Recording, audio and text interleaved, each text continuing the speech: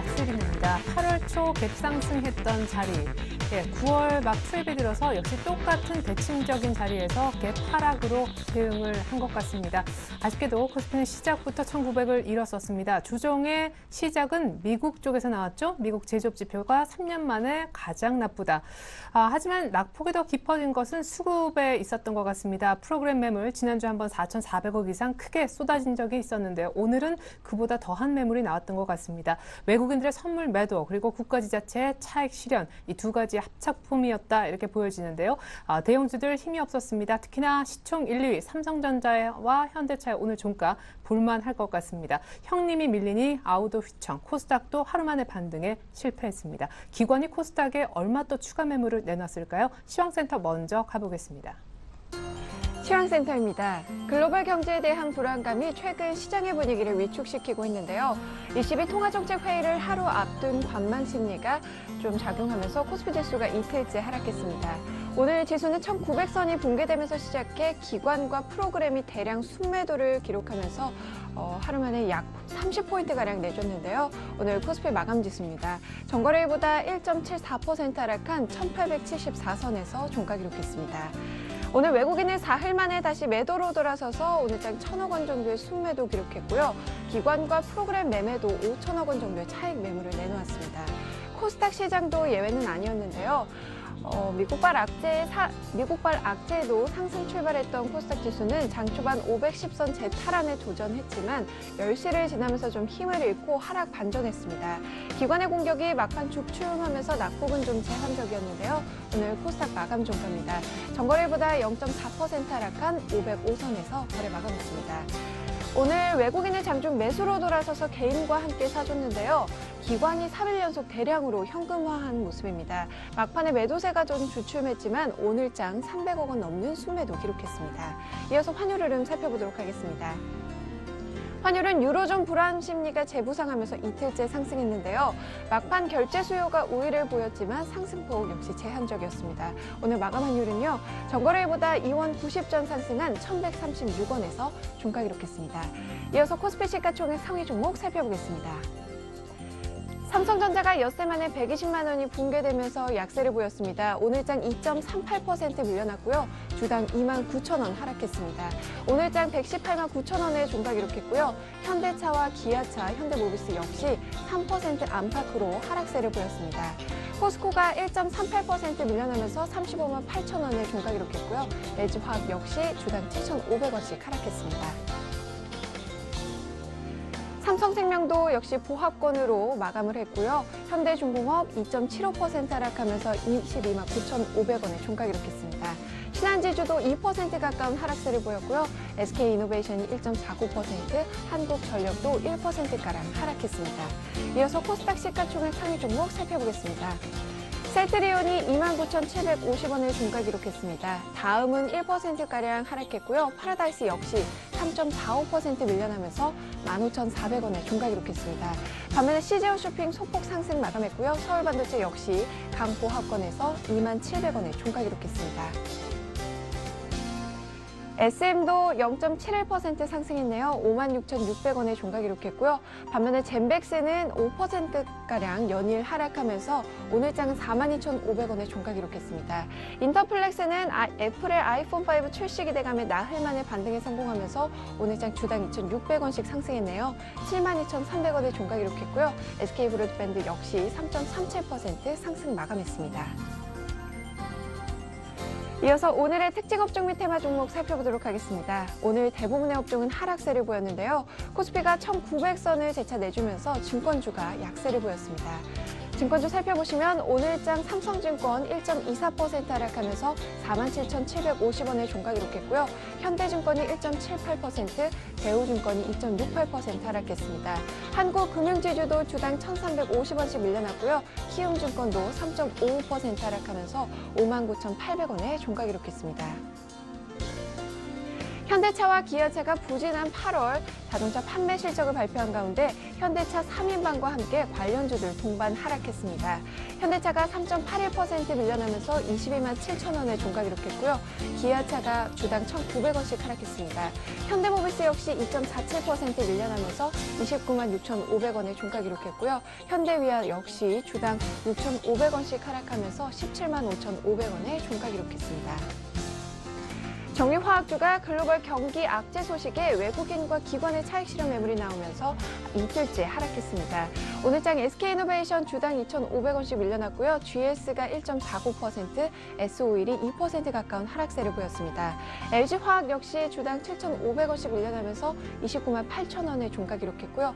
호남석유가 2.27%, 금호석유도 4% 가까운 하락세를 보였습니다.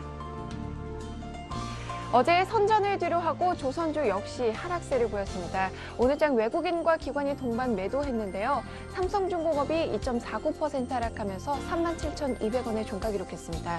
현대중공업 주당 6,500원씩 빠졌고요. 현대미포조선도 4.28%, 에스텍스조선해양 역시 4% 가까운 하락세를 보이면서 9,040원의 종가 기록했습니다.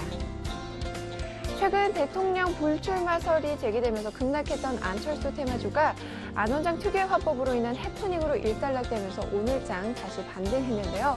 하지만 안내분 보합권에서 거래 마감했고요. MPK도 1.21%, 톨고바이오도 2.56%, 막판에 주가들이 다 빠졌습니다. 써니전자가 1.65% 기록하면서 8,010원에, 우성사료는 막판에 하락 반전하면서 8,000원에 종가 기록했습니다. 소속 가수인 싸이의 해외 진출 소식이 전해지면서 YG 엔터테인먼트가 장 초반부터 급등세를 보였는데요. 어제 낙폭을 만회하는 듯 했지만 막판에 주가가 좀 밀렸습니다. 오늘장 2.89% 하락하며 89% 상승하면서 6만 4천 원에 종가 기록했습니다. 지금까지 시황센터에서 김혜선이었습니다. 프로그램 매물이 총 5천억이나 쏟아졌네요. 안타깝게도 오늘 종가가 저점이었습니다. 노 밑꼬리를 전혀 못 달았다는 얘기죠. 자, 아직 끝나지 않았는데요. 중국 상하이종합지수도 우울합니다. 지금 2030선도 깨져서 2029까지 연저점을 계속 경신하고 있습니다. 답답한 심정인데요. 여의도 쪽 생각은 어떨까요? NH투자증권의 김중원 연구위원부터 만나보겠습니다. 안녕하세요. 네, 안녕하세요. 네, 22회의에서 단기 국채를 사주나 마나 이거 신경 쓰다가 프로그램한테 당했네요. 네, 그렇습니다. 오늘 말씀하신 것이 5천억 가까이 나왔는데요. 대기에 있는 지난 만기 이후부터 지금까지 유입된 순매수 규모가 아직까지도 8조 정도 더 남아 있기 때문에 프로그램은 더 충분히 향후에도 나올 수가 있습니다. 근데 말씀하신 것 같이 22가 공개 시장에서 국채 매입을 해주는지 그 여부는 상당히 중요한 것 같고요. 그런 것들이 현실화될 경우에 다시 시황은 좀 개선될 수 있을 거고 그러면 프로그램 매물에 대한 부담도 완화될 수 있을 걸로 기대합니다. 예. 근데 20일 부양책이 나와도 그걸로 끝이 아니다라는 시각도 적지 않잖아요. 일단 단기 국채를 어디까지나 사주느냐 이 부분에 대한 것이고 ESM이 사실은 더 영향력이 클 것 같은데요. 10일 날 있을. 네, 그렇습니다. 그에 따라서 22가 사실 국채 매수를 공개 시장의 매수를 결정하는 것은 ESM의 위헌 여부 판결 이유가 될 가능성이 높다라는 부분이고요. 네. 실제로 ESM이 어찌됐든 이제 다시 출범하게 되면 유럽 위기와 관련돼서는 위기 대응 능력이 훨씬 강화된다는 점에서 분명히 긍정적이지만 아직까지 좀 불안한 요인들이 있습니다. 하지만 어찌됐든 독일 상하원에서 ESM이 압도적인 표차로 의회를 통과했기 때문에 독일 헌재가 그렇게 위헌 여부를 쉽게 내리긴 쉽지 않을 것 같고요. 어찌됐든 합헌 쪽으로 나올 수 있을 걸로 전망하고 있지만 물론 우려되는 사항 때문에 조건부 합헌이 될 가능성이 높다는 것이 지금 현재 컨센서스입니다. 네, 20에서 만약 부양책이 나오면 프로그램 매물 부담도 조금은 덜고 갈 수 있다라고 하셨는데 그러면 지금 시장의 핫한 이슈인 중소형주냐 대형주냐에 대해서는 대형주 쪽에 더 관심이 있으신가요? 그러니까 이벤트 결과를 보고 하셔야 됩니다. 그러니까 지금까지 이제 7월 중순부터 이제 증시가 올라왔던 것은 이제 정책에 대한 기대, 그러면서 이제 정책의 기대가 어느 정도 현실화될지 관망하자는 것이 이제 8월 중순 이후부터 이제 계속해서 시장이 어떤 그 보합 양상을 보였는데요. 이제 이벤트를 많이 앞두고 그 불안감으로 시장이 다시 조정을 받고 그럼에 따라 이제 프로그램 매물이 나왔는데 그런 그 입시비의 그 공개 시장 개입 이런 여부가 현실화가 된다면 다시 좀 시황이 개선되면서 대왕주 위주로 갈 수 있겠지만 그런 것이 아니다. 그러니까 아직까지 정책의 현실화가 지연이 된다 이렇게 보면 오히려 그 대형주 약세 속에 중소형주 강세는 좀 더 지속될 수 있을 걸로 보입니다. 네, 유대책이면 대형주, 무대책이면 중소형주. 일단 결과를 보고 대응하는 것이 훨씬 안전하겠다라는 생각이 듭니다. NH투자증권 김중원 연구위원님 도움 말씀이었습니다. 감사합니다. 네, 감사합니다. 네, 계속해서 오늘 난리가 났었죠. 수급 분석 한번 전반적으로 확인하겠습니다. 샘플러스 남은호 원장님 연결돼 있나요? 안녕하세요. 네, 안녕하십니까. 오늘 뭐 최악이네요, 수급. 네, 오늘 상당히 좀 안 좋은 하루였습니다. 코스피 33포인트 떨어졌는데요. 아무래도 선물에서 7,600계약 이상의 상당히 많은 물량이 나왔고요. 그와 동시에 거래소에서 외국인과 그리고 기관들의 매도세, 특히 기관들의 매도세가 두드러졌는데요. 국가 지방자치단체와 그리고 금융투자회사 그리고 투신권들이 대거 물량을 내놓으면서 일단 지수가 급격히 좀 내리막으로 돌아선 하루였다고 볼 수가 있겠습니다. 오늘도 역시 프로그램 매매 동향을 본다면요, 지금 5일 연속 이 프로그램 매도가 지금 나타나고 있는 상황이고요. 그래서 지금 계속해서 4,600억 정도의 프로그램 매도가 나오고 있는 상황인데요. 최근 들어서 이제 1조가 넘는 프로그램 매도가 나타난 흐름입니다. 여기서 우리가 좀 관심 있게 봐야 될 부분은요, 이 차익 거래 물량에 대해서 우리가 좀 생각을 해볼 필요가 있는데요. 이 외국계로 집계가 되고 있는 이 차익 거래 물량이 일정 부분 지금 7월 달 같은 경우에는 이 정도 선에서 어느 정도 유지가 되었습니다. 그래서 즉 한 1조 정도의 주식 매수 차익 정도가 있었는데요. 급격히 좀 많이 벌어졌었죠. 그러다가 다시 지금 거리를 좀 좁혀 나가고 있는 상황이긴 하지만 아직도요, 이 간격은 굉장히 좀 넓은 상황이거든요. 그렇기 때문에 선물 측면에서만 본다면 외국인들의 이 연속적 선물 매도가 나타나면서 일단 뭐 최근 들어서 나타난 물량만 하더라도 상당히 많죠. 그렇다면 7월 22일 이후에 한 16,000계약 정도 들어온 순매수가 지금 매도로 오히려 반전되었다 이렇게 볼 수가 있겠거든요. 따라서 선물 측면으로 본다면 추가적으로 선물 매도가 나올 가능성은 상당히 좀 크지 않다 이렇게 볼 수가 있겠지만은요, 아직도 이 프로그램에 대한 부담은 분명히 좀 상존한 그런 흐름이다 이렇게 볼 수가 있겠습니다. 외국인들과 오늘 기관들이 동시적으로 매도를 하다 보니까 전체적으로 화학업종 같은 경우에는 소폭의 이제 기관들 매수세가 있었지만 역시 외국인들의 기관들의 매도가 상당히 좀 강했고요. 철강금속 같은 경우에도 기관들의 매도 좀 아주 강했습니다. 전기전자 업종은요, 선물의 영향을 받아서 그 투자 매매들 전부 다 매도 쪽으로 돌아섰고요. 운송장비 업종도 마찬가지네요. 모처럼 만에 이 오늘 같은 경우에는요, 연기금이 순매수가 잡혔었거든요. 여기 보시다시피 연기금이 353억 정도의 순매수를 잡았지만은 그럼에도 불구하고 운송장비 업종 같은 경우는 연기금에서도 이제 매도가 나왔다는 점은 좀 우리가 좀 새겨봐야 될 부분인 것 같습니다. 반면 유통업 쪽에서는 연기금이 이제 매수가 들어온 부분들은 또 방향이 좀 더 달라지는 흐름들이 나타나고 있다 볼 수가 있고요. 금융업 쪽에서도요, 외국인들은 이제 오늘 순매수를 보였습니다. 아무래도 이제 국가 신용 등급 상향에 따른 어떤 기대감들이 좀 나타나 있는 것으로 판단이 되네요. 일단 오늘의 흐름은요, 일단 선물의 매도와 그리고 선물의 매도에 의한 프로그램 매도, 기관 쪽에서 굉장히 많이 나왔고요. 우려가 되는 부분이라면 외국계 쪽으로는 아직까지 프로그램 매도가 많이 나타나지 않았다. 그래서 또 추가적인 그 프로그램 어떤 수급이 좀 악화될 가능성은 우리가 좀 고려해 봐야 될 부분이 아니겠나 싶습니다. 네. 말씀하신 대로 IT 업종은 전반적으로 이제 타격을 받았다라고 이렇게 보여지지만 유독 좀 의미 있게 오른 종목도 있다면서요. 특징주 부탁드릴게요. 네, 제가 이 시간을 통해서요, 몇 번의 추천을 했던 것으로 기억을 하고요. LG전자군요. 네, LG전자입니다. 예. 오늘의 특징주로서는 IT 종목군들이 대거 약세를 보이고 있음에도 불구하고 오늘 LG전자가 좀 강세를 보였고요. 자, LG전자의 이러한 강세는요, 일단 향후 이제 현재 HD 보다 훨씬 더 강력한 울트라 HD 어떤 해상도의 어떤 그 TV 전송 서비스, 방송 서비스가 곧 시행된다는 어떤 뉴스와 더불어서 옵티머스 G라는 차세 현재 LG가 가장 주력으로 내세우는 이 휴대폰, 스마트폰이죠. 스마트폰의 어떤 일부분 이상 공개가 됐었거든요. 카메라 부분인데요. 굉장한 좀 어떤 반향을 일으키지 않겠나에 대한 기대감들이 좀 많이 묻어난 것 같고요. 그로부터 전체적으로 지금 LG 그룹 자체가 좀 소극적인 어떤 주가 흐름이 나타났었다가 LG U 플러스를 기점으로 본격적으로 상승 트렌드로 접어들고 있기 때문에 향후 이제 LG 그룹 전체에 대한 기대감이 좀 커지고 있다 이렇게 볼 수가 있겠습니다. 그래서 오늘도 좀 상승이 나타났고요. 이러한 상승은 시장 대비 초과 수익률이 좀 더 이어질 가능성이 좀 크다 이렇게 볼 수가 있겠네요.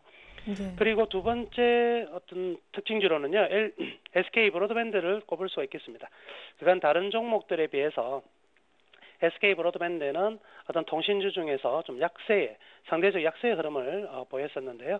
이제 본격적으로 IPTV의 어떤 그 실적의 가시화 등에 또 힘입어서요. SK 브로드밴드도 이제부터는 점진적인 실적 개선과 함께 주가 모멘텀이 살아나지 않을까라는 기대감 때문에 오늘 한 3%권 상승을 했다고 보여지고요.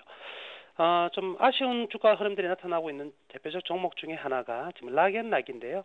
아무래도 이제 실적이 하향시킬 수밖에 없는 상황이다. 재고가 상당히 좀 많이 지금 늘어나고 있는 상황이고요. 그래서 기존 판관비 등의 비용들은 계속 발생하고 있는 가운데 홈쇼핑을 통한 매출 이익이 좀 상당히 많이 줄어들었기 때문에 올해는 전망이 그렇게 썩 밝지 않다. 이런 기관들의 리포트가 나오면서 오늘 무려 10% 정도 급락을 보였었는데요. 기술적으로 본다면 좀 추가적으로 좀 투매가 나타날 가능성도 좀 큰 상황이라서 현 주가의 반등은 좀 당분간은 좀 쉽지는 않을 것으로 판단이 됩니다. 예, 아니 사실 락앤락은 7월 달에도 안 좋은 뉴스로 이제 고생을 여러 차례 시켰던 그런 종목으로 기억을 하는데 또 그렇게 7월 달 아니 이제 9월 달에 또 10% 밀렸는데 더 밀릴 수 있다고 하시니까 갖고 계신 분들을 위해서 한 말씀 그래도 해주시죠. 네. 일단 그 기업의 어떤 주가는 실적하고도 굉장히 밀접한 사항이겠지만은요. 어떤 실적에 대한 우려감들이 수급 측면으로 투매가 나타나게 되면은요. 주가는 충격을 받게 되거든요. 그래서 일정한 가격에 7월의 경우처럼 급락이 들어오게 되면 당분 기관들이나 외국인들 같은 경우 로스컷 즉 손절매 물량이 또다시 터져 나오거든요. 그렇기 때문에 주가가 좀 힘을 쓰지 못하고요. 오늘 같은 경우에도 거래가 좀 안 일어나면서 떨어졌다면 모르겠지만 거래가 좀 많이 일어났습니다. 그러면서 가격이 하락이 나타났기 때문에 또 투매가 또 한 단계 더 투매가 나타날 가능성이 크다 이렇게 보여지고요. 기술적으로는 제가 이제 자주 말씀드리는 부분은요.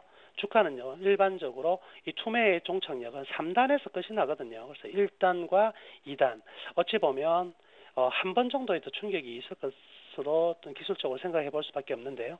일단은 현재의 상황은요. 추세적 하락 어떤 상황에서 계속되고 있기 때문에 일정 부분 이제 물량을 좀 축소시켜야 될 부분이 있을 것입니다. 다만 이제 기술적으로는 한 2만 2천 원 정도 라인에서는 본격적으로 좀 상승 전환이 당분간 주가가 떨어지더라도 한 번에 계속 떨어지지는 않을 것이니까요. 일정 부분 이 부분에서의 반등이 나타나는 시점에서 물량을 좀 롤링을 하면서 정리를 해주고 또 추가적으로 다시 떨어지는 흐름이 나타난다면 재매수를 통해서 수량을 늘려주는 이런 좀 발빠른 대응과 롤링 전략이 좀 필요할 것 같습니다. 심리적으로는 굉장히 좀 힘든 상황이 좀 조금은 더 이어지지 않겠나라고 생각해 볼 수가 있겠네요. 네, 추가 매수는 한 번 더 하락한 다음에 하는 것이 좋겠다. 일단 락앤락 이름이 좀 그러니까요. 추가 하락은 좀 락 됐으면 좋겠네요. 뭐 종목도 그렇고 지수도 그렇고 좀 너무 우울해요. 내일장 이거 사면 수익이 날 수 있다. 관심 종목 하나라도 미리 좀 알려주시죠. 네, 내일장 그리고 향후 장세에 어떤 그 희망을 줄 수 있는 종목은요. 네. 셀트리온으로 오늘은 선정해봤습니다. 그간에 이제 이 바이오 관련주들에 대거 이제 순환매가 이루어졌었거든요. 그래서 뭐 CTC 바이오라든지 이런 종목들이 아주 강한 시세를 있던 구간에서 올해 셀트리온은 지난번 무상증자에 따른 권리락 이후에 물량에 대한 부담감들 좀 많이 상정해 있었던 것 같고요. 단기적으로 급등한 공매도에 대한 반발적 매수세로 급등을 했었고요. 이 부분들이 지금 한 4개월 정도 가까운 조정을 받았다. 이렇게 볼 수가 있겠습니다. 그렇지만 이 셀트리온 같은 경우에는 지금 현재 바이오 의약품이 새로 이제 출시가 되면서 본격적인 일단 실적적인 그 가시화가 아주 강해질 가능성이 많고요. 물론 줄기세포 치료제에 대한 향후 전망 그리고 수익성을 연결은 어느 정도 시간이 걸릴지는 모르겠지만 현재의 어떤 기대감과 그리고 현재의 주가의 흐름을 본다면 셀트리온이 다시 코스닥의 어떤 주도권을 다시 받아갈 가능성이 크지 않겠나라고 생각을 해볼 수가 있겠습니다. 추세 흐름들을 본다면 이 정도 라인에서 충분히 어떤 하나의 변동성 흐름들이 나타날 가능성이 크고요. 제가 기대하는 부분들은요. 이러한 N자형 패턴으로의 상승이 충분히 가시화될 것으로 판단이 됩니다. 따라서 매수 가격은요. 현재 가격에서 살짝 좀 내리막이 또 내일도 나타날 수 있는 부분이니까요. 29,700원에서 500원 정도 700원에서 500원 정도 사이면 충분히 이제 매수 가격으로 설정을 하셔도 될 것 같고요. 그래서 이 가격 정도면 이 부분에서 매수를 한번 해봐도 될 것 같고요. 1차 목표치는 이 전고점 부분까지 한번 좀 기대를 해보자. 그래서 한 33,500원에서 34,000원 정도까지의 1차 목표치를 한번 설정을 해보도록 하겠습니다. 다만 주가가 이러한 추세를 깨고 내려갔을 경우에는 추가적으로 좀 시장의 어떤 탄력 둔화의 흐름들과 맞추어서 좀 기간이 길어질 수가 있으니까요. 28,000원을 하회하는 정도에서는 손절매도 좀 고려하는 전략이 좋지 않겠나라고 생각해 볼 수 있겠습니다. 네, 쉽지 않은 장, 내일장 관심주 셀트리온 공개까지 감사합니다. 앞선 수급 분석 잘 들었습니다. 샘플러스 남은우 원장님 도움 말씀이었습니다. 고맙습니다. 네, 감사합니다.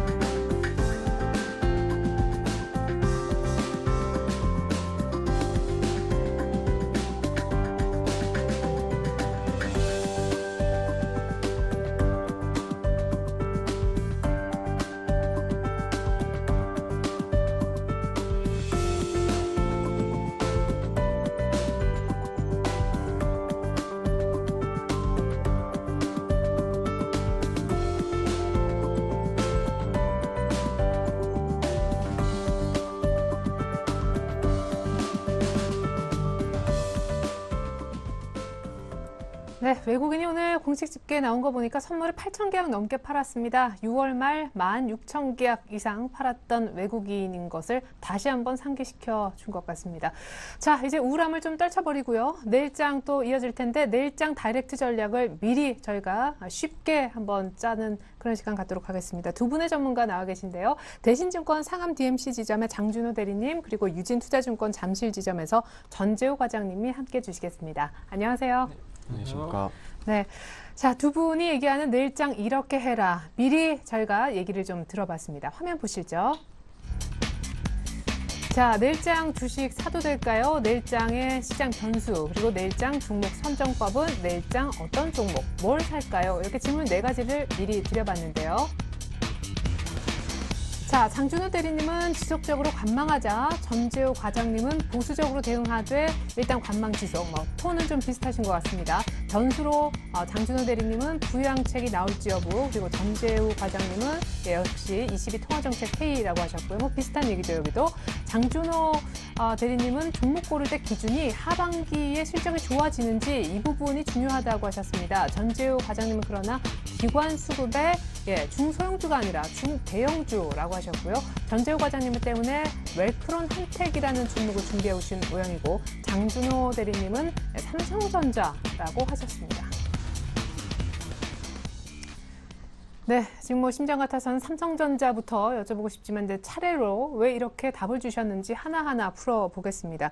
자, 장준호 대리님 내일도 사지 말고 그냥 보자. 사실은 1800, 한 7, 80 정도면 한번 사볼 만한 지수대에 오긴 했는데요. 예. 우선적인 지수적인 매력도는 좀 있지 않나, 매수할 수 있는 매력도는 좀 있지 않을까 생각을 하는데, 우선적으로는 상승장을 이끌 수 있는 재료가 이제 없지 않나 생각을 먼저 했습니다. 그리고 최근에 미국과 중국의 주요 지표들이 모두 기대치보다 좀 하회하는 모습들이 보여주면서 경기 회복에 대한 좀 불안감이 좀 점점 커지지 않았나, 이런 점에서 아직까지는 매수할 수 있는 기회를 보는 것은 좀 무리지 않을까 생각을 하고 있습니다. 그렇기 때문에 최근 지표도 많이 안 좋고 하기 때문에 경기 부양책에 대한 기대감도 최근에는 조금 좀 힘들지 않았나, 좀 별다른 조치가 나오기는 좀 힘들 것으로 전망이 많이 되고 있기 때문에 아무래도 지수에 대한 상승은 조금 힘들 것 같고, 그동안 랠리는 아무래도 정책 효과에 대한 기대감으로 인해서 선반영되었기 때문에 조금 오버페이스였지 않나 생각하고, 좀 이질적인 현상이었기 때문에 지금의 주가 조정, 뭐 오늘 같은 경우는 좀 급락이 나왔는데, 그런 조정은 역시 아무래도 그런 선반영에 의한 반작용 형상이라고 좀 보시면 될 것 같습니다. 그렇기 때문에 저는 6일로 예정되어 있는 ECB 통화정책회의에서 이제 좀 그걸 좀 앞두고 그걸 좀 보고 한번 다시 매수나 뭐 매도 그런 쪽으로 한번 보셔야 되지 않을까 생각하고 있습니다. 예, 뭐 ECB에 대해서는 시장이 이미 선반영해서 잘 버텼던 것 오버페이스라고 표현을 하셨는데, 오늘은 사실 ECB에서 국채 매입을 해줄 것처럼 보도가 굉장히 긍정적으로 나오는데 그동안의 오버페이스를 놔버렸단 말이에요. 네. 아무래도 오늘 뭐 국내 증시는 좀 많이 빠지긴 했는데, 아무래도 오늘 새벽 넘어가는 이제 글로벌 증시 한번 더 보셔야 될 것 같고요. 네. 우선적으로 ECB 통화정책 회의는 어느 정도의 언급과 계속되는 뭐 코멘트가 있기는 하지만 좀 적극적인 정책 효과가 정책이 좀 발효가 되지 않는다면 주가가 당분간은 뭐 큰 폭의 저는 더 이상의 급락도 좀 없겠지만 이제 큰 폭의 상승도 좀 힘들지 않을까 생각하고 있습니다. 네, 좋습니다. 이제 변수로 역시 부양책 얘기하고 계시기 때문에 잠시 후에 그 부분 조금 더 자세히 짚어보도록 하겠습니다. 자, 전재우 과장님도 역시나 비슷한 얘기, 관망 플러스 보수적인 비율을 가져라. 네, 뭐 제가 지속적으로 계속 시장을 좀 보수적으로 보고 있었는데, 일단 장이 좀 더 밀려서 좀 장이 제가 생각하는 방향으로 가고 있는 거라고 생각을 하고요. 네. 일단 기술적 지표로 봤을 때 제가 지난주에도 말씀을 드렸는데 단기적으로 좀 더 빠질 수 있다라고 말씀을 드렸는데, 이번에 지금 지표를 계속 봐도 지수는 조금 더 밀릴 수 있습니다. 그래서 오늘 끝난 지수가 지금 1874포인트인데요. 이게 실제적으로 볼린저 밴드 하방이 지금 1888이면 그거를 깨고 내려갔기 때문에 일단 단기적으로 좀 더 빠질 수 있다라고 보고 계셔야 되는 게 좀 맞지 않나 그래 보고 있고요. 그다음에 어제 전일 그 미국 제조업 지수가 발표가 됐는데 그게 굉장히 부진하게 나왔습니다. 이제 그게 3개월 연속으로 위축되면서 나왔는데, 거기에 문제가 뭐냐면 수주는 점점 감소하고 있고 재고는 늘어나고 있다. 이렇게 되면 뭐 감산은 재고가 많으니까 감산을 할 수밖에 없고, 거기에 따라서 고용은 또 줄어들 수밖에 없다. 이런 거는 뭐 유로존, 또 중국, 미국 전부 다 점점 경기가 이제 힘을 점점 잃어가고 있지 않나, 그런 부분들이 있기 때문에 일단 계속 보수적으로 볼 필요가 있고요. 실제적으로 오늘 장이 많이 밀린 부분에 있어서는 뭐 여러 가지 요인들이 있겠지만, 그 어제 발표된 그 ISM 제조업 지수 자체가 사실 우리나라 경기에 그런 어떤 바로미터적인 그런 역할을 했었던 적이 많았었거든요. 그래서 그게 굉장히 안 좋게 나온 게 우리나라에는 일단 분명히 안 좋게 됩니다. 그러니까 우리나라는 수출을 많이 하는 나라 입장에서 제조업 지수가 안 좋게 나오는 거는 일단 안 좋게 볼 수 있고요. 세 번째 이유로 제가 지난주에 말씀드렸던 게 유로존에서 계속 불협화음이 계속 나오고 있다는 거에 대해서 주목을 하셔야 된다 그랬는데, 제가 오늘 말씀드릴 건 이제 네덜란드 총리가 그리스 3차 지원은 없다, 그리스는 질서 있는 디폴트를 밟을 거다, 그런 식으로 계속 얘기를 하고 있는 부분이 있고, 또 독일에서 이제 헌재 판결 전에 지금 독일 그 시민들의 대다수들이 어떤 생각을 가지고 있냐면, 우리나라 독일에 대한 그런 재정을 왜, 그런 재정에 대한 주권을 왜 그 EU에 넘겨야 되나, 그거에 대해서 굉장히 우려를 하고 있는 국민들이 대다수라서, 사실 유로존 문제가 그렇게 뭐 ECB에서 어떤 정책을 낸다고 해서 쉽게 풀리진 않을 거다, 저는 그런 관점을 가지고 있기 때문에 일단 내일 사실 뭐 그 변수에서 다시 얘기를 하겠지만 일단 크게 기대할 게 없기 때문에 일단 계속 보수적으로 대응해야 된다고 생각을 합니다. 하나 여쭤볼게요. 기술적으로 이제 볼린저 밴드를 언급하시면서 더 빠질 것 같다라고 하셨는데 얼마나 더 빠질 것 같으신지. 일단 오늘 하락으로 일단 저점을 잡았다고 볼 수 없는 차트잖아요. 그렇죠. 차트가 네. 사실 지금 뭐 누구나 차티스트가 아니라도 그냥 지금 차트를 보셔도 아, 그냥 이게 좀 깨진 모양이구나라는 건 누구나 네. 사실 볼 수가 있는데 실제적으로 지금 제가 조금 관심 있게 보는 지표가 이제 CCI나 뭐 RSI 이런 지수들인데 이런 지수들이 매도 신호를 계속 보내주고 있고요. 다음에 그 OBV 자체도 단기에 그 ECB 드라기 총재 발언하고 올라가서 꺾이고 나서는 이제 OBV 지표 자체도 선이 꺾이면서 내려오는 상황이 계속 돼가고 있기 때문에 그 부분에 대해서 이제 더 빠진다라고 생각했는데 저는 사실 뭐 1750, 뭐 1760 이런 뭐 정확한 그런 지수를 놓고 가고 싶은데 사실 그 선에 대해서는 조금 변수가 너무 지금 이벤트적인 변수가 너무 많아서 실제적으로 만약에 그냥 아무런 변수가 없는 상태에서 지금 더 떨어지게 되면 저는 1760까지 떨어질 수 있다. 저는 그렇게 보고 있고요. 단순 차트상으로는요. 네. 그렇게 보고 있지만 사실 지금 뒤에 향후 이번 주 다음 주에서 이제 이벤트들이 많기 때문에 그거에 대한 변수는 뭐 다르기 때문에 차트만으로는 뭐 고까지 빠질 수 있다. 그렇게 보고 있습니다. 예, 좋습니다. 이전 7월달 저점까지도 빠질 수 있을 것 같아 보인다. 변수는 많지만 조심스러운 또 예측도 들어보았습니다. 자, 두 번째로 변수. 이제 여기서 풍부한 얘기가 더 나올 것 같은데요. 우리 먼저 장준호 대리님은 미국과 중국의 부양책 카드를 변수라고 하셨습니다. 그런데도 아까 조금 관망을 얘기하시는 거 예. 보면 다 나오기가 좀 어렵다는. 예, 우선 변수로는 지금 미국과 그 중국의 지표가 부진함으로 인해서 아무래도 부양책 카드를 조기에 꺼낼 수 있는지 없는지가 좀 변수가 되지 않을까 생각을 했고요. 최근에 미국에서 이제 제조업 지수가 이제 세 달째 이제 경기 기준선이 50을 밑돌고 있고, 중국 같은 경우에는 거의 2009년 3월 이후 이제 HASBC 뭐 PMI 그 지수가 3월 이후 최저치를 보이고 있는데, 그렇기 때문에 최근에는 그동안 주가가 오를 때는 아무래도 시장에서 조금 현실적이지 않았지 않나 생각을 하고 있습니다. 그 이유는 뭐냐면 경제 지표가 좋을 때는 경제가 정말 좋구나 하고서 주가가 올랐고, 경제 지표가 나쁠 경우에는 앞으로 또 경기 부양책에 대한 기대감이 좀 증폭되면서 주가가 계속 올랐는데, 지금은 어떻게 보면 그 시장이 좀 현실적으로 돌아오지 않았나. 오늘 같은 경우에는 지표가 부진함에 따라서 그냥 주가가 많이 빠졌는데, 이런 현상을 볼 때면은 아무래도 시장에서는 이제 예전처럼 추가 그 부양책에 대한 기대감이 좀 많이 소멸되지 않았나 생각하고 있고요. 근데 진짜 현실적이 될 수밖에 없는 게 부양책을 아무리 지표가 잇따라 안 좋아도 안 내놓으니까요. 예. 예. 그리고 지표가 근데 우선적으로는 지표가 그렇게 안 좋아도 지금은 내놓을 수 없는 이유가 중국 같은 경우에는 우선적으로는 정권 이양을 앞두고 있기 때문에 지금 통화 정책 같은 뭐 좀 그 긴축 완화 정책 같은 경우는 할 수도 있겠지만 아무래도 정권 이양 같은 시기에 이제 강력한 뭐 정책을 이제 실현하기에는 좀 무리가 있지 않나 생각하기 때문에 조금 지금보다는 한 12월 이후로 좀 보셔야 될 것 같고, 우선 미국 같은 경우에도 실질적으로 지금 주가가 오늘 같은 경우는 좀 많이 흔들리긴 했지만, 지금 다우지수나 뭐 유럽 뭐 지수도 좀 흔들리긴 했지만, 그렇다고 해도 예전처럼 뭐 급격한 뭐 위기감이 감돌거나 뭐 좀 힘들다 그런 느낌보다는 네. 어느 정도 종종은 예상하지 않나 생각을 하고 있기 때문에, 미국 역시 성급하게 양적 완화 정책, 추가 그 부양책이라는 카드를 꺼내기에는 아직까지는 조금 무리지 않을까 생각하고, 아무래도 3분기 지표가 모두 이제 나오고 그걸 또 확인한 후에 이제 그 대선도 좀 치르고 좀 더 완화된 시기에 좀 더 이제 양적 완화 정책을 펼치지 않을까 생각을 하기 때문에, 우선적으로 지표 부진에 따른 부양책 카드가 조기에 꺼낼 수 있지라는 거를 좀 변수를 뒀지만, 저는 개인적으로는 좀 되지 않을 거라고 생각했습니다. 어렵다. 예. 예. 자, 미국과 중국에서 부양 카드가 나오기 어려운 구조라면은 유럽은 어떤지 좀 보겠습니다. 우리 장준호 대리님의 이제 이어서 우리 전재호 과장님께서는 22 통화정책 회의를 변수라고 꼽아주셨는데, 이게 이제 변수인 거는 우리 삼척동답도 네. 지금 아는 그런 상황이고요.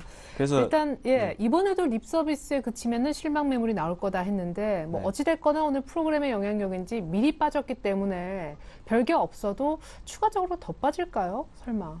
일단은 뭐 제 견해를 말씀드리자면, 일단 이 22 통화정책회의는 이미 너무 뭐 변수가 될 거라는 거, 얼마나 중요한 시점이라는 건 뭐 누구나 다 아시는 거고요. 네. 근데 여기서 중요한 게 뭐냐면 일단 ECB에서 국채를 매입을 하기는 할 겁니다. 하기는 할 건데 여기서 이제 어떤 방식으로 하겠냐. 사실 그거에 대한 제약 요건들이 굉장히 많은 부분이 있거든요. 이제 그게 이제 뭐 국채 매입을 하는데 뭐 그 수량이나 뭐 가격이나 그 기간이나 그런 세부적인 내용들이 굉장히 이제 시장에서 기대하는 것만큼 이렇게 충분히 넉넉하게 나와야 되는데 그게 나올 수 있냐. 근데 저는 그렇게 못 나온다라고 생각을 하거든요. 그러니까 이유가 뭐냐면 내일 같은 경우에 어차피 결과가 이제 뭐 ECB 통화정책회의에서 국채 매입은 하겠지만 그 구체적인 방안에 대해서는 뭐 확실하게 언급을 못 해줄 거라고 예상을 하고 있습니다. 그래서 시장 지표도 오늘 시장이 빠진 것도 그거에 대한 우려는 이미 조금 반영됐다라고 생각이 되지만 저는 내일 만약에 실망을 한 번 더 준다면 사실 저는 시장이 한 번 더 빠질 수 있다라고 생각을 하고요. 그게 왜 그러냐면 이게 모든 문제들이 그렇지만 이게 그 블룸버그 통신에서 어떤 얘기를 했냐면 그 세부적인 내용은 이제 그 9월 12일 날 독일 헌재 판결 이후에 어떤 세부적인 내용이 나올 거다라고 또다시 뒤로 미루면서 실망하면서 시장이 더 빠질 수 있다라는 경고를 한번 했었거든요. 근데 저는 그 논리가 조금 맞다고 생각합니다. 독일에서 그렇게 반대를 하고 있고 어차피 이 문제를 풀 수 있는 결정적인 키는 독일한테 있다면 독일 국민들의 또 제가 아까 언급해 드렸던 것처럼 우려를 하고 있는 상황에서 그 ECB에서 자기들이 회의한 거에서 이렇게 해서 어떤 세부적인 내용을 바로 내놓겠다. 헌재 판결은 뒤에 날짜가 더 뒤지 않습니까? 네. 이제 거기에 대해서 또 이연을 해버리면 사실 그 기간이 며칠이 되지 않지만 그 기간 동안에 또 실망 매물이 나올 수 있기 때문에 저는 더 빠질 수 있다. 그렇게 생각을 하고요. 다음 두 번째 변수로 제가 이제 체크를 해 보셔야 되는 게 이제 그 통화정책회의 그 다음 날이 이제 그 미국 고용 보고서가 나오는 날인데 그 제가 오늘 말씀드린 것처럼 그 제조업 지수가 안 좋게 나왔는데 제조업 지수보다 실질적으로 그 미국 경기 동향을 좀 더 그 명확하게 파악해 볼 수 있는 게 이제 고용 지표인데요. 그 고용 지표가 어떻게 나오는지에 따라서 사실 미국의 3, 4분기를 어떻게 시장에서 볼지에 대해서 판단을 할 거고요. 또 그 FOMC에서도 요 지표 그 고용 보고서에 나온 내용을 많이 고려를 할 거기 때문에 요게 또 어떻게 나오는지에 대해서도 투자자 여러분들께서 좀 많이 관심을 가져야 된다. 그렇게 생각을 합니다. 예. 자, 그러면은 뭐 어떻게 결과가 나오든 간에 내일 빠지면 더 빠질 수 있으니까 내일은 시장이 좀 올라와 줘야겠네요. 그러니까 시장이 뭐 좀 올라오는 게 좋겠지만 제가 계속 부정적으로 봐서 그런지 모르겠지만 이게 쉽게 올라올 수가 없는 상황이라고 생각을 합니다. 이게 뭐 프로그램이 계속 들어와서 시장이 많이 땡긴 부분이 있었는데 사실 지금은 프로그램도 없는 상황에서 실질적인 매수 주체가 누군가 있어야 되는데 그 부분이 없다는 게 좀 큰 요인인 것 같고요. 그다음에 그 빠지는 부분에 있어서도 이게 지금 쉽게 풀 수 있는 문제가 아닌 걸 지금 시장에서 인식을 했고 거기에 대해서 시간이 더 많이 걸리는 것도 인식을 해버렸고 자꾸 실망만 하고 있었던 거에 대해서 더 이상 시장이 계속 버티면서 참을 수 있겠냐에 대해서는 저는 확실히 좀 부정적으로 보고 있습니다. 네, 좋습니다. 자, 그럼에도 나는 매매를 해야 되겠다. 인버스라도 나는 사는 사람이다. 라는 분들을 위해서 저희가 그래도 종목 고를 때 요거 기준은 꼭 갖고 있으십시오. 선정법에 대해서 좀 여쭤봤습니다. 장준호 대리님 하반기 실적주. 우선적으로 하반기 실적주로 말씀드렸는데요. 저는 개인적으로 중소형주에 대한 얘기를 계속 한 2, 3주 동안 계속 했는데 아직도 중소형주에 대한 매력 가치는 좀 더 있지 않을까 생각했는데 오늘 같은 경우는 왜 하반기 실적주를 보자 했냐면 아무래도 대형주를 매매하신 분들에 대한 좀 조언을 드리고자 제가 좀 말을 해보려 합니다. 근데 하반기 실적주를 보자 한 건데 실적주 자체가 아니고 실적이 오르는 종목을 좀 찾기가 힘드실 겁니다. 그렇기 때문에 저는 오히려 하반기 실적이 그나마 좀 더 버틸 수 있는 종목으로 좀 매매를 해보자. 그런 업종을 매매를 해보자 하는 거고요. 아무래도 국내 기업이 아무래도 실적이 하반기 내내 좀 안 좋을 것으로 예상이 많이 되어집니다. 그리고 3, 4분기에는 전기전자, 그러니까 IT와 자동차를 뺀 나머지 업종이 모두 어닝 쇼크에 가까운 좀 실적이 나오지 않을까 생각을 하고 있고, 최근 뭐 전망치가 지금 뭐 영업이익과 순이익 모두 한 20% 안팎으로 줄어들 것이라고 전망이 되고 있습니다. 그렇기 때문에 저는 개인적으로는 대형주에서 뭐 화학주나 정유주, 뭐 건설주가 많이 빠졌다고 지금 사시는 거는 조금 무리지 않을까라는 생각을 하고 있고, 저는 그럼에도 좀 이러한 실적 전망치가 안 좋음에도 불구하고 어느 정도 실적 전망치에 가장 근접한 뭐 IT나 자동차 쪽으로는 아직까지는 매수할 수 있지 않을까 생각하기 때문에 저는 IT나 자동차 쪽으로 좀 매매를 대형주를 하시는 분들은 그쪽으로만 좀 매매를 하시는 게 낫지 않을까 생각하고 있습니다. 네, 좋습니다. 하지만 전재우 과장님은요, 기관 수급의 중대형주라고 하셨습니다. 그러니까 소형주는 아니라는 얘기인가요? 예, 일단 제가 계속 장이 안 좋게 보고 있으면서 중소형주를 계속 추천을 드렸는데 중소형주 쪽으로 매매를 계속 해야 된다 해서 약간 의문이 좀 드는 게 이제 코스닥이 조금 빠지기 시작을 했지 않습니까? 예. 코스닥 제가 보는 그런 코스닥 지수 자체도 좀 꺾여간다. 사실 이제 저는 사실 방향을 어떻게 보고 있었냐면 그 옵션 만기까지는 중소형주가 좀 계속 버텨주면서 계속 갈 수 있을 거다라고 생각을 했는데 미리 빠져. 의외로 어제부터 네. 빠지기 시작을 했거든요. 네네. 어제 빠지기 시작을 하고 힘을 좀 더 잃어간다라는 생각을 했을 때 정말 좀 뭔가 그 개별 종목으로서 어떤 특징적인 부분이 있는 게 아니고 그냥 중소형주를 찾기는 굉장히 좀 어려운 것 같고요. 그래서 좀 소형주 같은 경우에는 조금 배제를 하셔야 된다. 특히나 시가총액이 좀 많이 낮은 종목들은 좀 많이 빼셔야 된다라고 생각이 되고요. 사실 제가 여기 이제 중대형주라고 했는데 사실 대형주는 또 아닙니다. 대형주는 아니고 사실 뭐 준중형 차가 있는 것처럼 준중형주가 있으면 좋았을 텐데 그런 표현들을 자주 썼으면 또 제가 준중형주는 어떨까? 일단 지금 어떤 거냐면 아주 작은 것도 안 된다. 아주 큰 것도 안 된다. 그럼 중간에서 찾아보자. 제가 이 논리를 지금 가는 건데 그 중간이 중형주 아니에요? 그렇죠. 그 중간이 중형주죠. 네. 그러니까 그 중형주도 중형주 중에서도 조금은 대형주 쪽에 가까운 중형주가 그래요, 중형주. 예. 예, 일단은 그렇게 말씀을 드리는 거고요. 네네. 그게 왜 그러냐면 일단 탑 티어는 아니지만 세컨 티어이면서 어느 정도의 시장 지배력을 가지고 있으면서 완전 탑 티어를 따라가고 싶어 하는 어떤 그런 기업들을 중심으로 좀 매매를 하셔야 된다라고 생각이 되고요. 실질적으로 중소형주에서 개별주를 계속 가는 장도 아니고 대형주도 아닌 지금 어정쩡한 어떤 방향을 잡지 못하는 장에서 그런 중형주로 매매를 하셔야 되는데 거기서 가장 중요하게 체크할 포인트가 이제 기관 수급이라는 거고요. 그 사실 지금 장에서 뭐 어떤 뭐 각 개별 기업의 모멘텀이나 실적이나 앞으로 전망치, 성장성 그런 것도 물론 중요한데 그런 부분들보다 가장 신뢰할 만한 게 수급이 받쳐주냐 안 받쳐주냐 그 부분이거든요. 이제 그 부분을 좀 중심적으로 보셔야 된다. 예, 그렇게 생각을 합니다. 예, 좋습니다. 이렇게 해서 기관 수급이 있는 중형주를 보자라고 하셨는데 이따가 종목 얘기 한번 들어보겠습니다. 자, 삼성전자 얘기 이제 뭐 정말 시간 얼마 안 남았는데 이제야 듣게 되네요. 삼성전자를 내일 한번 사보자. 120만 원 깨졌는데요, 일단. 네, 우선적으로 저는 중소형주에만 좀 매력도 아직까지 있지만 최근에 주가 흐름에 따라서 이제 삼성전자도 한번 매수해 볼만하지 않나 생각했습니다. 저는 우선 주가에 대한 뭐 가치보다는 주가에 대한 그 어떤 포지션보다는 회사에 대한 가치를 봤고요.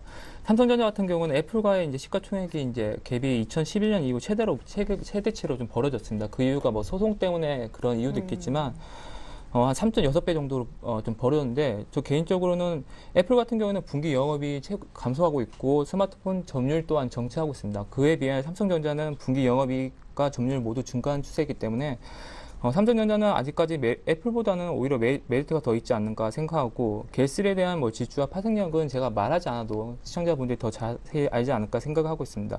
그렇기 때문에 애플과 같은 뭐 단순한 디자인의 열세로 인해서 뭐 삼성전자의 갤럭시 시리즈가 무너지기에는 이미 좀 견고한 위치를 다지지 않았나 생각하기 때문에 갤럭시 3뿐만 아니라 갤럭시 노트 2 또한 성공 궤도로 이룰 것이라 생각을 하고 있기 때문에 갤럭시 쪽에서는 아무래도 좀 더 수익이 향수를 할 수 있고 삼성전자는 이제 주가 흐름이 좀 더 견고하게 다져질 수 있을 거라 생각을 했습니다.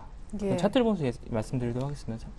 오늘 같은 경우는 좀 주가가 많이 빠지면서 삼성전자 또한 역시 많이 빠졌는데 개인적으로는 한번 내일 오전 아침에 좀 빠진다면 바로 시장가로 매수할 수 있는 범위지 않을까 생각하고 아무래도 시장 흐름이 그렇게 크게 좋지 않기 때문에 좀 짧게 잡아서 130만 원까지 목표가를 주어지고 우선적으로 제가 손절가는 잡지 않았습니다. 왜냐하면 다음 주에 한번 삼성전자 자체가 크게 움직이지 않기 때문에 다음 주에 한 번 더 AS 할 때 한 번 더 주가 흐름 보고 그때 한 번 더 말씀드리도록 하겠습니다. 네, 내일 갭상승해도 그냥 시가에 거는 거죠?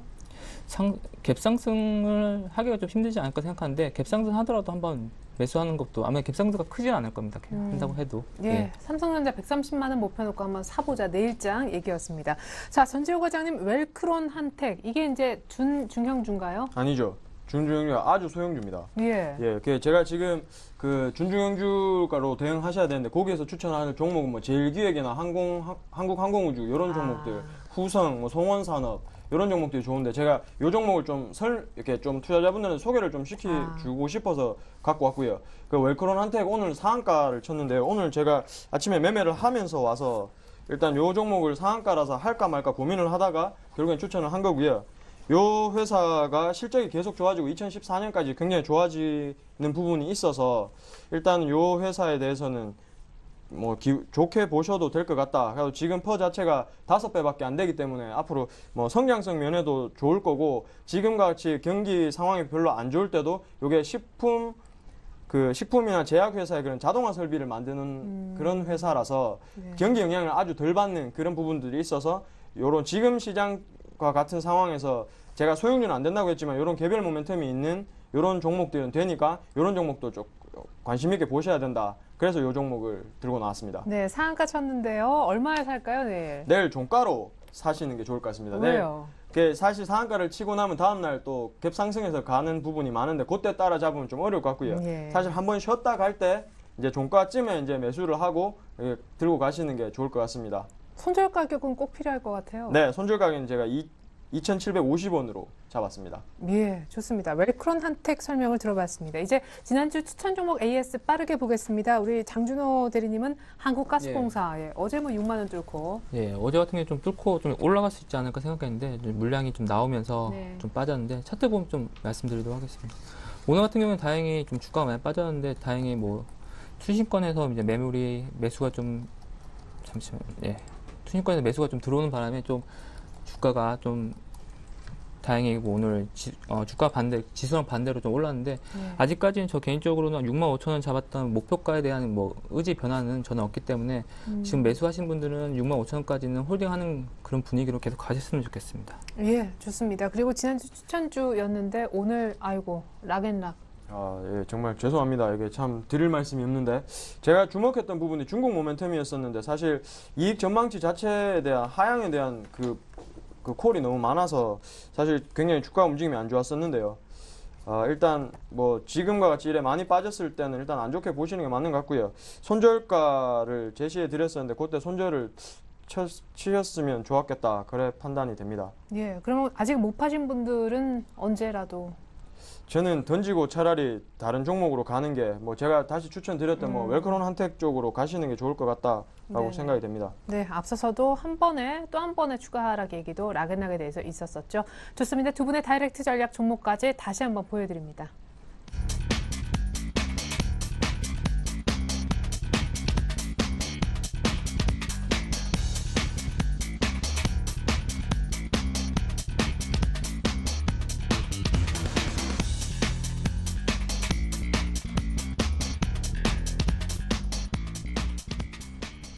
네, 오늘 도움 말씀 주셨던 두 분과는 인사 나누겠습니다. 다음 주에 뵐게요.